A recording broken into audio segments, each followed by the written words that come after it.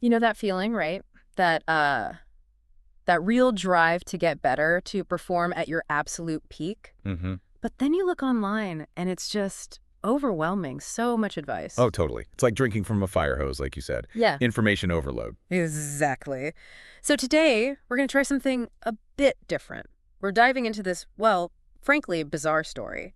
But it might just offer a shortcut to understanding a really powerful approach. Yeah, it's fascinating. We're looking at parts of a chapter called A Bizarre Adventure into Morning Mastery. Mm-hmm. I mean, the name alone tells you something's up. It really does. Okay, so picture this. You've got two people, an entrepreneur and an artist at some conference, and this guy approaches them who, well, he looks homeless. Right. Not your typical business coach look. Not at all. But instead of asking for change, he offers to teach them his morning routine. Says it's like the key to personal mastery and huge business success. It's such an unusual setup. Makes you lean in a bit, doesn't it? Despite the appearance. It does. So our mission here really is to unpack what he's actually saying in that first meeting. Cut through the weirdness and see, what are the real nuggets of wisdom here? What could you actually use on your own journey? Okay, let's get into it. So, right away, this guy makes this massive claim. Yeah, tell us. He says, dialing in the way you run your first hour to the highest degree is essential for personal mastery and exceptional business performance. Just lays it out there. Wow, okay. No beating around the bush. That's a bold opening. It is. But then he does these weird things to, I guess, build credibility, talks about his physique, shows off a tattoo. Oh, yeah, the tattoo. Victims love entertainment. Victors adore education. Mm-hmm. And he's got this drawing of dolphins and an island near Cape Town where he supposedly lives. It's all very theatrical. Definitely theatrical. It's like performance art meets self-help pitch. Kind of. But then he gets serious. Starts talking about commitment, discipline, patience, hard work. He's setting a tone. Contrasting it with an entitlement mentality you mentioned. Exactly. He makes it pretty clear he thinks success is earned, not given. His whole vibe is less talk and more do. Action-oriented. Okay. And then comes the big invitation. Join the 5 a.m. club. Right. And the promises are huge. More done by noon than most people do all week. Better health, more happiness, peace. Sounds almost too good to be true. It does sound like a lot, but he connects it to his own story. Says this method is how he built his own empire. And not just a money empire, right? You said he defined it more broadly. Yeah, that's key. He talks about an empire of artistry, productivity, humanity, philanthropy, freedom, even spirituality. Yeah. So this morning routine he's pushing, it's meant to be about like whole life improvement, not just work. That's interesting. It gives it more depth than just a productivity hack. And he mentions learning it all from a mentor, someone who changed his life. He wants to pass it on, adds a bit of mystique, like it's the secret knowledge. So how do the entrepreneur and the artist take all this? I mean, it's a lot to process from a stranger who looks like he needs help himself. Well, yeah, initially they're kind of thrown, abused, confused, definitely skeptical. Who wouldn't be? Yeah. The artist seems particularly hung up on the guy's appearance. The torn clothes, the hygiene. Yeah. He's intrigued, but also clearly distrustful. That makes sense. We're wired to make quick judgments based on looks. We are. But the entrepreneur, her reaction is different. She's apparently going through a really rough time. Ah, okay. Tell me more about that. Yeah, the text mentions her father died, she's having relationship issues, feels her self-worth is low, and she's just pouring herself into work, using money to kind of fill a void. She wants more meaning. But she's kind of desperate for a change. Exactly. So for her, this bizarre encounter feels less like a joke and more like, maybe, hope, an unexpected possible answer. The messenger is weird, but the message itself maybe is what she needs to hear. That context changes everything. Her vulnerability makes her receptive. Right. And despite this strangeness, both of them seem to get this vibe that there's something, I don't know, special or magical about this guy.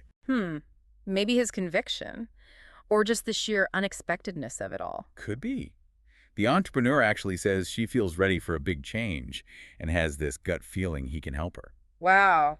Trusting her gut, despite all the red flags. Yeah. And even the artist, the more skeptical one, he admits he's kind of captivated by the way the guy speaks. Calls it poetic, passionate. He even catches a reference to George Bernard Shaw. So there's clearly more to this guy than meets the eye. He's articulate, maybe educated. It seems like it. But So end result, they both say yes. Yeah. They accept his crazy invitation. which says a lot about their openness, or maybe the entrepreneur's desperation, perhaps. Probably a bit of both. So once they're in, he starts giving them a bit more detail. He talks about intense visualization. Visualization, okay. Yeah, like picturing success. Yeah, but he uses this cool analogy.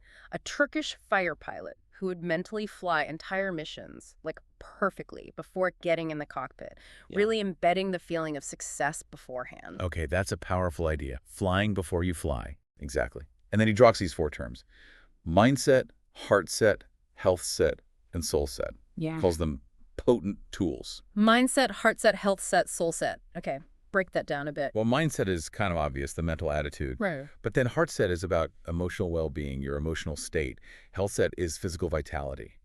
And soul set is about your spirit, your purpose, that deeper connection. So it's a whole person approach, not just thinking positive. Right. He's saying you need to cultivate all 4. He apparently practices this daily, not just seeing his ideal performance, but actually feeling the emotions of achieving it. Creating that mental and emotional blueprint you mentioned. Precisely. He also brings up something more grounded. Standard operating procedures, SOPs. SOPs, like in business. Yeah, but applied to daily life, having structures, routines for success. So it's not all mystical, there's a practical element too. Okay, that makes it feel a bit more accessible. Structure and routine. And he keeps layering on the promises. Yeah. Says he'll teach them about epigenetics. Whoa, okay, that's science. The idea that DNA isn't totally fixed, right? That our choices affect how genes work. You got it. So he's hinting that his morning methods might actually, biologically optimize them for performance, and neuroscience too, for focus. Blending ancient wisdom or personal philosophy with modern science. Yeah. Interesting mix. Very. Plus, he promises strategies for creating lasting work, ways to armor plate mental focus and fireproof physical energy. Armor plating focus, fireproofing energy. Sounds intense. It does. Yeah. And he claims he'll show them how top CEOs build dominant companies and share a system for creating a, quote, magical life. It's a huge package he's offering. Almost unbelievable. Yeah. And then there's the kicker. He offers to pay for everything. Flights, expenses, even mentions a private jet. A private jet. Okay, this guy is definitely not what he seems, or he's completely delusional. Right. It really ramps up the mystery. But amidst all that, he drops some philosophy too. Quotes Martin Luther King Jr. Oh, what was the quote about? About how anyone can serve. That greatness comes from service, not status. He really pushes this idea of generosity. So it's not just about personal gain. There's an element of giving back. Yeah. He frames giving to others as a gift to yourself, basically. Contrasts leadership and generosity with narcissism and self-interest. That adds another dimension. And he mentioned something about death. Mm-hmm. Makes the point that you can't take your money or possessions with you. Which leads to this powerful statement he makes. What was it? He says, all that matters on your last day on Earth is the potential you've leveraged, the heroism you've demonstrated, and the human lives you've graced. Wow. That hits hard. Puts everything in perspective. It's not about the stuff, it's about who you became and how you helped others. Exactly. Shifts the focus entirely. It's quite profound, really, coming from this mysterious figure. So after all the big ideas and philosophy, what are the actual instructions? Where do they go from here? Simple enough. Meet him at 5 a.m. the next morning, outside the conference center.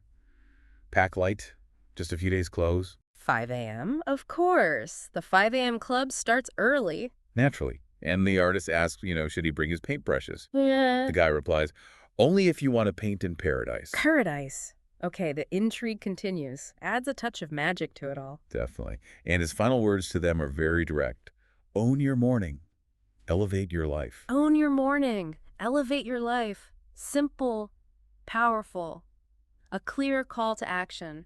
It really sums up his core message, doesn't it? It does. So, reflecting on this whole initial encounter, what are the big takeaways for you? Well, obviously, the huge emphasis on the morning routine, that first hour being foundational for everything else, that's the central pillar. Definitely. And the messenger himself, right? The fact that this wisdom, supposedly, comes from such an unconventional source, it challenges our biases. Absolutely. Makes you Nice. think about where good ideas can actually come from. And then there's that blend practical stuff like visualization and SOPs, mixed with deeper philosophy about service and meaning. Yeah, it's not just a list of productivity tips. It's presented as a whole philosophy for living. For me, the real aha moment is that idea of designing your morning. Being intentional about that first hour instead of just letting it happen to you. Yeah, being proactive, not reactive, investing in yourself right from the start. And the power of that visualization piece and the shift he encourages away from just chasing external stuff towards internal growth and making a difference. Which leads to a good question for you listening, I think. Yeah. What's maybe one small thing, one deliberate change you could try in your morning starting tomorrow? Something that might have a bigger impact than you expect. That's a great question. And maybe I'll also think about his tattoo idea. How much of your morning or your life is currently entertainment versus education or, growth?